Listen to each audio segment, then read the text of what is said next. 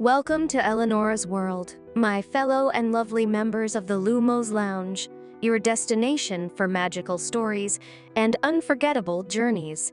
Don't forget to comment the video. And for all of you that aren't subscribed yet, please hit that subscribe button and turn on the notifications. Thank you for joining and helping to keep the magic alive. And now, sit back, relax, and enjoy the story. Chapter 19. Ghostly Revelation. Well, I'm waiting. Are you gonna give me a reason why I shouldn't burn your portraits off the wall? Harry's voice cut through the protests from the Potter's portraits. For a long moment, nothing happened. The portraits of the Potter family's ancestors were left staring at Harry in shock, anger, and horror. But none more so than Lily and James. Their portraits had longed to reunite with their child, whom they'd been separated from for so long. And it had not gone the way they'd hoped. Harry had lashed out at them, speaking of a life of hellish tragedy the Potters could not comprehend, and he had the physical and mental trauma to back it all up. "Harry, think you don't want to do this?" Lily wished she hadn't died. The life her son had led had her in tears, and she wanted nothing more than to snap back into the land of the living and hug the living daylights out of him. "Oh yeah, why's that? Is it 'cause I'm fighting madness, or because you think I'm disturbed?" Harry's eyes were spitting emerald fire, and the tip of his wand in his tightly clenched fist was flaring, spitting sparks, and smoking with barely restrained magic he was holding back. "Do you even know how many times the Dursleys told me I was disturbed? How they made sure every single family in the fucking area was kept clear of me, telling everyone I was insane and a lunatic and making sure I dressed the part by giving me their son's cast-offs." Suddenly, his voice turned hysterical.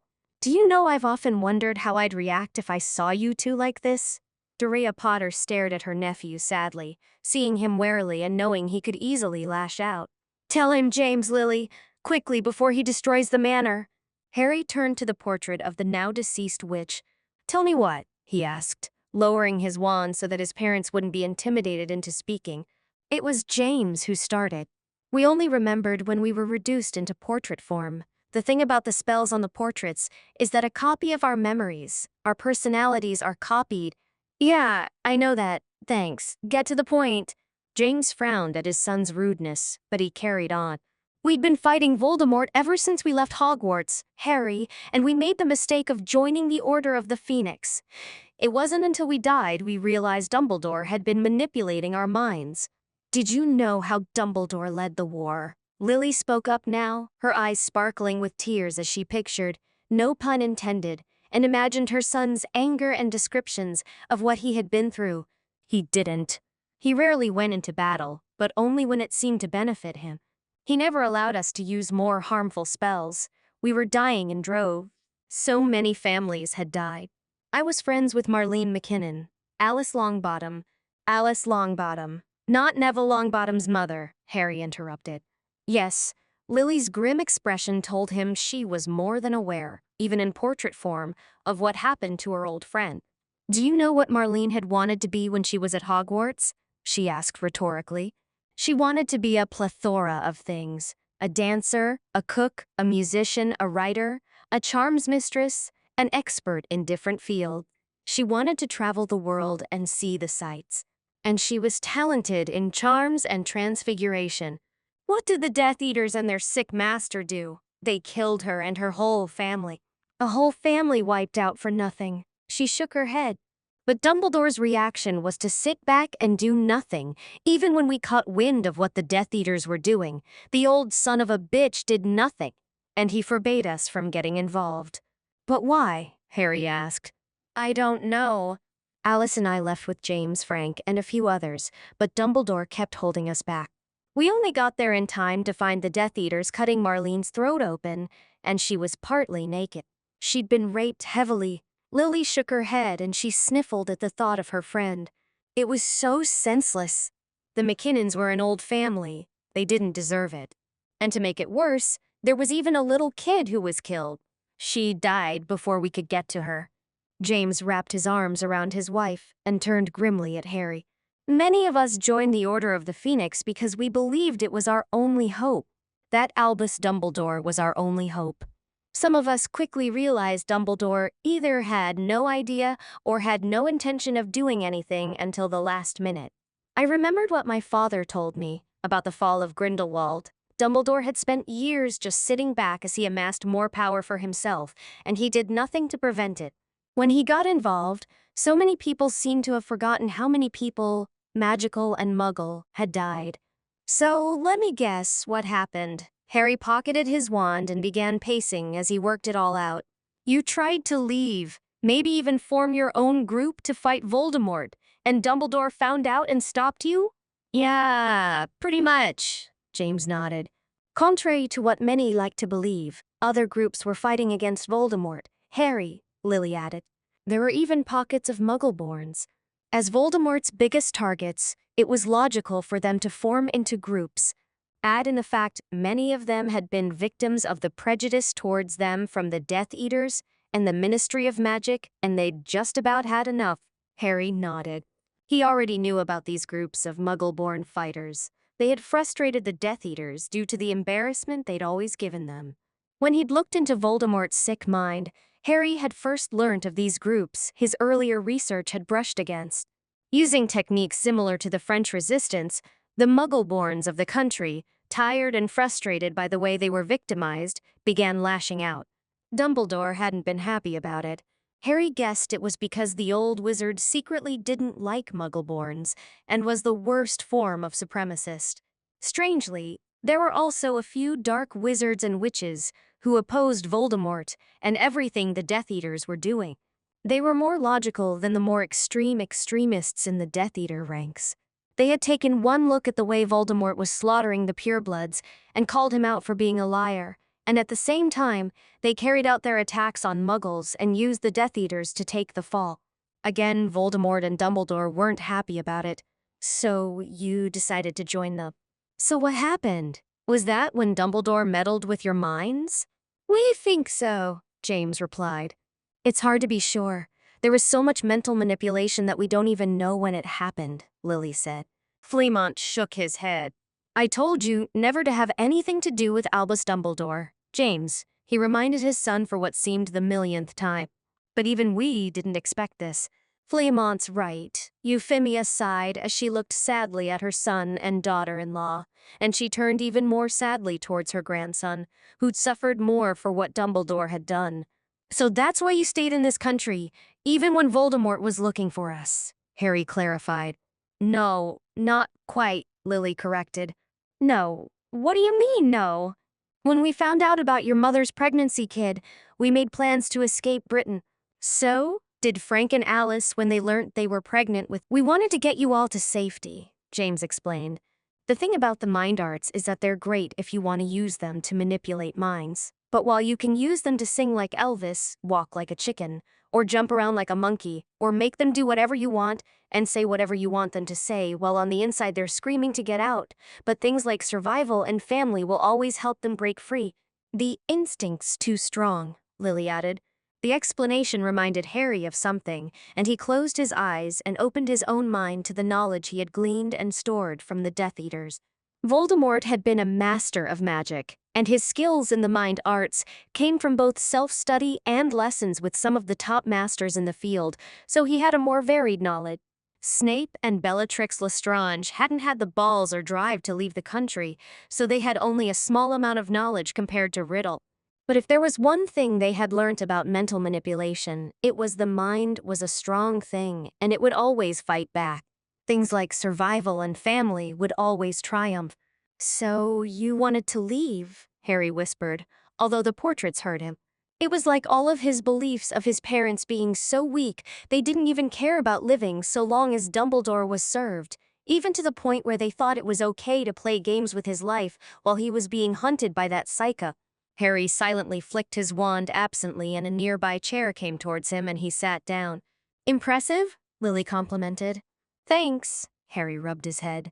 All of this was fighting with his beliefs of his parents being careless fools. So what happened? I saw memories of you fighting to stay and leave while Voldemort hunted you. Lily sighed. She knew what he was asking. Potions, she said simply. Dumbledore realized it wouldn't do any good to manipulate our minds anymore, so he resorted to potions. He called us to an emergency meeting when we began planning our getaway. We only went to see if there was anything new. In hindsight, we should have been prepared for him to stun us and pour potions down our throats. It's harder to fight potions than mind manipulation. She's right, young man, one of the Potter's portraits said, but Harry barely paid them any heed. What he'd learned was shattering his world, and his birthday wasn't even finished yet. A part of him wanted to find Dumbledore and kill him for this, but he knew it wouldn't be worthwhile. There was no doubt in his head that this was something that just could not be proven, and Dumbledore was just too slick for anything to stick to him. Harry? Harry? Harry lifted his head and looked at Euphemia's portrait. His grandmother was looking at him with worry. We have a pensieve with memory projection runes. Do you think we could see what you've been going through? Why? Harry was automatically on his guard and his hackles were raised. Euphemia's eyes widened when she realized she'd offended him. Harry, we're your family. We want to help you. Harry calmed down and sighed. You and the Potters living in the Makusa are the only ones who've said that, he commented. I'm sorry. It's just I've led a lonely life, and everyone has taken advantage of me in one way or another. You got in touch with the Makusa, Soulless grinned. That's brilliant. Yeah. Dumbledore spent much of his life in nearly 20 years keeping them away. He didn't want them to take me out of the country because he wanted me to kill Voldemort, Harry said solemnly. Where is this pensieve? Just call for the house elves. They'll bring it. That order will make them happy, James remarked. It's been a long time since they had a Potter giving them a command. Albus Dumbledore was currently finishing the meeting. He had summoned the heads of house, introducing Andromeda Tonks, who was taking over as the head of Slytherin House, and reintroducing Horace Slughorn, whom he had persuaded to come out of retirement. Both of them would take over the head ship position together to try to repair the damage caused by Snape. Both of them would take over the upper years, while an army of potions teachers would take care of the lower years. For the first time in a long time, Albus Dumbledore had been taken to task for the low standards of Hogwarts, and no matter what he had tried to say to reassure people, no one would listen. Hogwarts' reputation had taken a huge battering because of Snape and the way Dumbledore had allowed the slimy man to cause so much damage, to say nothing of the scandals caused by Umbridge and Harry Potter. But in truth, this had been coming for a long time. When Albus Dumbledore had taken over Hogwarts, he had deliberately cancelled several classes. He'd done that so then he could make sure the purebloods would rise to the top. In many ways, Dumbledore was a blood supremacist, but he wasn't as blatant about it as the Malfoys and the Parkinsons, and since both lines were now endangered, it was hoped they would grow up. But the IQ were alerted and rallied by powerful witches like Augusta Longbottom and Amelia Bones, who'd also rallied the parents of the students who'd been most affected by Umbridge, who had tortured them, had raised one hell of a storm in the ministry and in the school itself. The IQ were the only people powerful enough to back Dumbledore into a corner, and he'd been forced to accept their decisions lately. They had not been happy with the reports they'd received, of how he'd allowed Snape to abuse the students and stop them learning potion. And they were furious that nobody had intervened to bring standards back up. The IQ had made it clear they didn't care why he dumbed the students down. All they did was strip away a lot of his power, and they had backed him into a corner he could not get out of. The magical world had come dangerously close to falling and revealing themselves to the Muggles, and the IQ dude didn't want a repeat of Grindelwald. They knew how insane Voldemort was. The last thing they wanted was for a psychopathic wizard to open the doors to their oblivion. Hogwarts' reputation had suffered enormously over the years, and in the last few years, the disaster of the Triwizard Tournament, Umbridge's reign of terror, where the Ministry wanted to make sure the school was up to standards, which meant a lower standard as Fudge had gotten it into his head. He was smart. Umbridge had used brutal torture methods because of her sick fetishes, and angry parents had stampeded the Ministry before the HUQ got involved and publicly executed her as she was too dangerous. All this had happened a week before Voldemort's death. But the fact Umbridge's presence and Harry's imprisonment on top of the disastrous performances in data and potions meant the IQ and the Board of Governors, led by Augusta Longbottom, had used the Demel's protests and those of Stuck. Mungos to justify the opening of new classes, and the IQ had jumped on it. There was nothing Dumbledore could do except accept them, and if he protested anymore, then he would lose. If Hogwarts was bad, then the IQ had made it their life mission to make things impossible for Fudge. Never a popular man in international circles, he was a joke, and after a year of ignoring the signs of Voldemort's return, the Dark Lord's actions had shattered any trust in him, and the revelation of the injustices to Harry Potter made things worse. The international wizarding communities were horrified Fudge had thrown an innocent child into prison, surrounded by Dementors, and everyone had taken petty potshots at him. The IQ wanted to meet with Harry, and Dumbledore had hopes he could avoid it since he knew that Harry's foreign relatives would take advantage of it. In the next term, there would be dozens of potions lessons and potion-based topics, covering the basics and the most esoteric aspects of the subject before moving up. And it didn't stop there. There would be reopened classes, and things like Roonies would no longer be an elective but a compulsory topic. They wanted to make sure magical Britain flourished again without anyone being dumbed down, and to repair the damage Snape and he caused. "Which house is Harry going to be resorted into?" McGonagall asked, looking at him pointedly when they came to a closet. This meeting always happened at this time of year, but in this case, they had to talk about the new subjects and new policies. Dumbledore was unsurprised Flitwick and Sprout welcomed it, and Andromeda had said it was about time they took education seriously. Albus Dumbledore sighed as he glanced at his deputy, who looked down. Minerva McGonagall had been aging horribly ever since she saw for herself the truth of Harry's innocence, and heard with her very own ears his public oath to never return to Gryffindor House. But there was also absolutely nothing he could do. For what could he possibly do when, whether he liked it or not, he was anything but guilt-free? When he was the one whom Harry loathed the most, and literally every single person in the world knew it for a fact? Dumbledore glanced at Andromeda next, and saw her eyes narrow into a hateful glare. He had a feeling she was waiting for her moment at this point. Keeping his spirits up was difficult enough, increasingly hard by the day. "I am afraid we will only know on that day itself, Minerva," he sighed wearily, reflecting on how many plans had been upset because of Harry's oath. "Regardless of which house Harry is resorted into, I pray he still finds it within himself to reconnect with the Weasleys and Hermione, for he needs to forgive them as much as they need his forgiveness. Without it, none of them will ever heal completely. No matter how impossible it may seem, Harry needs to befriend them again. They are, after all, the very first friends he had made since his return to our world, and I will go as far as to say that they are his first true family." Pomona Sprout, Andromeda Tonks, and Phileas Flitwick exchanged one silent glance, and then the Charms Master spoke up. "None of us here are in any position to take any moral high grounds here, Albus, but I'm still going to be shameless enough to say this. What friends would treat Harry as the Weasleys and Hermione Granger had, and what family would treat him as they had?" Dumbledore blinked in surprise. "Phileas, please." But the half-goblin Charms Master had it. "No, Albus. I have been silent to the point of blind, willful indulgence for far too long." Flitwick glared at him spitefully. "No more.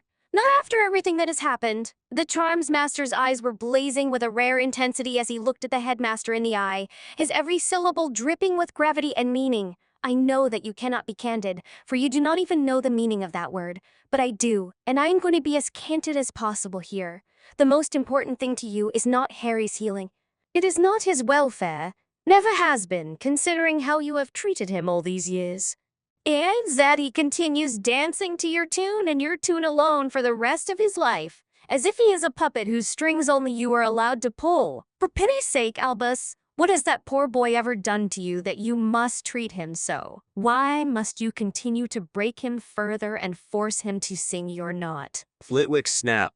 Dumbledore was startled. Was that how everyone viewed the situation? Indeed, Albus. This was Pomona, while Andromeda just sat there and watched and listened with narrowed eyes, whose own gaze was steely and unnerving as she regarded the old fool who had opened his mouth in what was undoubtedly self-defense. She, too, had her failings, her sins where Harry Potter was concerned, and while she knew with absolute certainty that it was far too late for her to apologize and make amends to him, She was still grimly determined to not venture further down the path of darkness she would strayed into.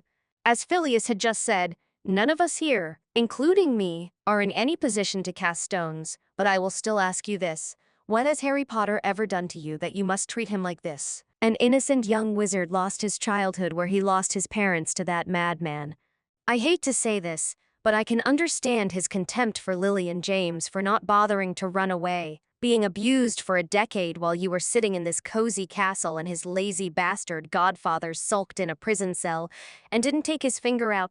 His teenage years where you sat back and manipulated him into doing your dirty work and was condemned to prison for crimes he did not commit.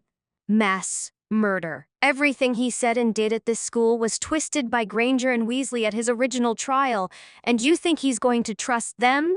Reach out and forgive them? Sprout sneered at him. Wake up, Albus. For once in your damn life, wake the hell up. It is not going to happen. Those two are never going to be forgiven, and if what was shown in the trial was the truth, Harry has known for a long time that those two cannot be trusted, so why bother? Why must you always be so stupid, so blind? For goodness sake, Albus, did you not see that his hair had gone whiter than yours? And he's supposed to be young enough to be your great, great, great, great, great, great, great, great. Albus Dumbledore's countenance alternated between shades of red and white as he glowered at the herbology professor and the charms master, while one of the senior potions misters just sat back and listened. He was reminded of the Siamese fighting fish which would wait while others of its kind tore each other to bits before striking, and she looked ready for a fight, He would never tell anyone, of course, but he had been suffering from a nightmare disorder ever since he saw Harry's white hair and saw and heard for himself how much Harry loathed him. Night after night, he dreamt of his offering Harry a cure for his white hair, only for Harry to utterly destroy the cure right in front of him, go on to literally spit on him, curse him and tell him brutally that he would be keeping his white hair to serve as a daily reminder of his sins. And then, amidst peals of Gellert Grindelwald's and Lord Voldemort's wicked laughter, he would wake, sweating and shaking and silently sobbing like he never had before, and utterly unable to go back to sleep for the rest of the night. The very worst part was, of course, that he had no doubts about those nightmares becoming grim reality if he tried to offer Harry a cure for his white hair. Ariana had been bad enough, but this... It must be noted, though, that if Dumbledore were not so upset by Sprout's and Flitwick's tirades, he might have noted how Minerva McGonagall, who was always the very first to spring to his defense, had not breathed a word at all. She did not even glare at them. She just sat there like a stone statue looking away into space. "I am not trying to," he tried to say, but what could he say? "Oh, save it, Albus," Sprout spat, now eyeing him with unmistakable disgust and contempt. "No more of your games. Goodness knows we have had more than enough of those to last for lifetimes. It was never about, as you had so shamelessly, heartlessly, and evilly put it, the greater good. It was never about Harry's best interests. It is about you wanting what you want and being perfectly willing to do anything and everything you can to get it." "Yes, you," Sprout savagely gestured to him while he watched her in shock. "You and your thoughts and your wants and your beliefs. As I have said, I am a sinner, so I have no rights, but I still thank all that is good that I am not the monster of selfishness that you are. A monster of not only utter selfishness, but also utter stupidity," Flitwick put in before the furiously flushing old fool could speak. "May the gods forgive me for being so blind until now. But I see now that you truly are the stupidest creature to ever walk this earth, especially given how, in your determination to have Harry continue dancing to your tune, and your tune alone until he dies, you have signed Wizarding Britain's death warrant. And you and yours do not even know that you have." Andromeda chose that moment to speak, but unlike her fellow heads, her voice was quiet and solemn. "I wanted Harry when Lily and James were murdered, but you kept him away. You kept saying he was safe, but he wasn't. He wasn't. You had some pathetic, senile old squib watching him, and anything could have happened and she would never have known, and neither would you. There was unhidden disgust and loathing in Andromeda's features that reminded him uncomfortably of her late Death Eater sister. A squib. If a Death Eater attacked, they wouldn't stand a chance. And what would you do then? Just ignore it. You don't think your scheme's up well, do you? I could have raised him in a loving environment, but that wasn't what you wanted. You wanted a boy who was so mentally hurt. I am amazed he even came out of that hell the way he did. Anything could have happened to him, you old fool. And I won't forget how you brainwashed my daughter into following you. I don't even know if I can make things better between Nymphadora and Harry, who used to be as thick as thieves growing up, so well done for that. I doubt I can ever make things right between them, ever. And it's all your fault. And it will be your fault if anything happens to make Harry snap. There was a pause of absolute silence then. You say that you do not want Harry to follow in Gellert Grindelwald's or Lord Voldemort's footsteps, Flitwick said before Dumbledore could use one of his standard replies concerning Harry's upbringing. You say that you do not want him to become a third Dark Lord? The Charms Professor went on, his tone now a little calmer, but all the more unnerving for that calmness. Well, you and yours may never admit it, but we all know that even if that happens, the truth is that it is nothing less than what we deserve. You and your lap cat here, and all your other turkeys may believe and say and act otherwise, but the gospel truth here is that none of us have any right to prevent or stop Harry Potter from turning to the dark side. Especially not you, Albus Dumbledore. You have no right at all. Oh, neither Pomona nor I may be your pet seer who is hopelessly and most shamefully drunk for the goodness knows what time, but we do not need the second sight to know for sure that the more you try, the more Harry would loathe. And you know what, Albus? Pomona and I are keeping our fingers crossed. For what is to stop him from demolishing this school and, by extension, wizarding Britain as a whole when he snaps? Dumbledore gasped, while Andromeda looked down and closed her eyes. McGonagall hissed like her animagus form. All three of them had their own thoughts on what that meant. Sprout could not help but chuckle at the look on Dumbledore's face at that, though it was a bitter, unhappy sound that was utterly uncharacteristic of her. It has not occurred to you that he might do that, right? You do not believe he will go that far, right? Well, you remember how you had always defended Severus Snape, Albus. How you had always spoken for him. How you had always insisted that he had your absolute trust. That he was just misunderstood.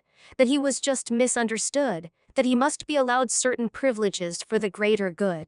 Well, what says you now to that, Albus Dumbledore? Was Severus Snape the person you had believed him to be? And given that, you dare say your beliefs of what Harry Potter will and will not do are perfectly accurate. Did you ever really know Harry, Headmaster? Andromeda took his title and twisted it like an insult. Dumbledore was unable to say a word. All right. Let us say, for the sake of argument, that Harry Potter needs to return to Hogwarts. This was Flitwick, who was also taking a secret sour pleasure at Dumbledore's downcast, flushing countenance, at Sprout's reminder of how stupidly, unforgivably wrong he had been about Severus Snape. What can Hogwarts offer him, Albus? What can we offer him? Dumbledore raised his head, but whatever he had to say suddenly died away as he locked eyes with Flitwick. He was so stunned by the argument he could barely even get his head around it. The Charms Master was hardly done. Which house can he resort it into? Slytherin? Out of the question?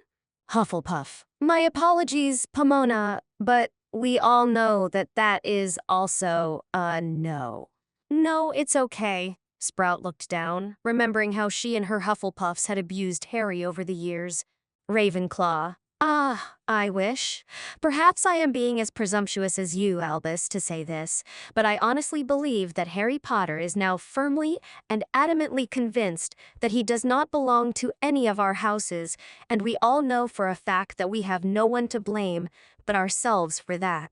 What is to stop him from declaring that, while he does not want to be a Gryffindor anymore, he also does not want to be a Hufflepuff or a Ravenclaw or a Slytherin, and even giving his official oath to seal that? How can he be a Hogwarts student if he does not belong to any house? And what will you do if he does make such a declaration, Albus? What will you do? Force him, even though his breaking his oaths would result in his death. Expel him. Andromeda thought that would make Harry's day. Flitwick went on.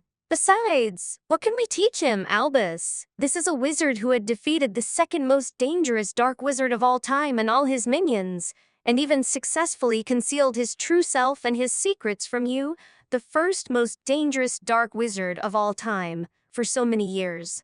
Goodness only knows how powerful and dangerous Harry Potter is, Albus, and believe it or not, I would not dare brave him in a duel. I don't know whether you noticed this, but during his second trial, Harry showed those thoughts from you. No, whose mind? The ones where he wished he had blood adopted and brainwashed Harry into becoming his own son. Who's to say Harry didn't get much more than that? Who's to say he doesn't have all of you know? Whose knowledge of magic, and we all know how extensive that was. Dumbledore shuddered. He had been scared of that.